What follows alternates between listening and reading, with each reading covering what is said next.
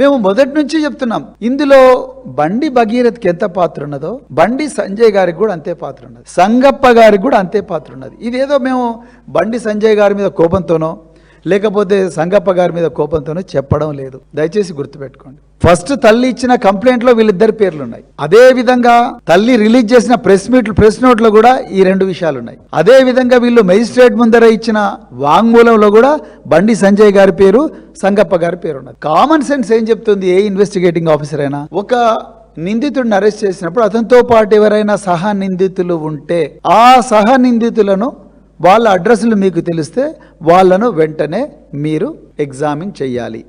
మేము BRS party విపరీతంగా విరోచితంగా పోరాటం చేస్తూ ఉంటే మీరు ఒకరోజు సీదా బండి సంజయ్ ఇంటికే పోయినరు పోలీసులు. మరి బండి సంజయ్ ఇంటికి ఎందుకు పోయినరు? మీరు ఆయన అనుమానం ఉంటేనే కదా పోయినప్పుడు. ఆయనప్పుడు మరి ఆయనకు ఒక నోటీస్ ఇవ్వాలిగా. మీరు నోటీస్ ఇచ్చి ఏంది సార్ మరి ఈ విధంగా వస్తున్నాయి, మీరు ఏంది సంగతి అని చెప్పండి కదా, అడగండి కదా. ఆయన ఏం చెప్తాడో వినండి. అవసరం అనుకుంటే ఆయన మీద లైట్ డిటెక్టర్ కేసు ప్రక్రియ మొదలు పెట్టండి. అదే విధంగా ముందు సరే బండి సంజయ్ దగ్గర మీరు పోలేకపోతున్నారు, సంగప్పని అడగండి కదా.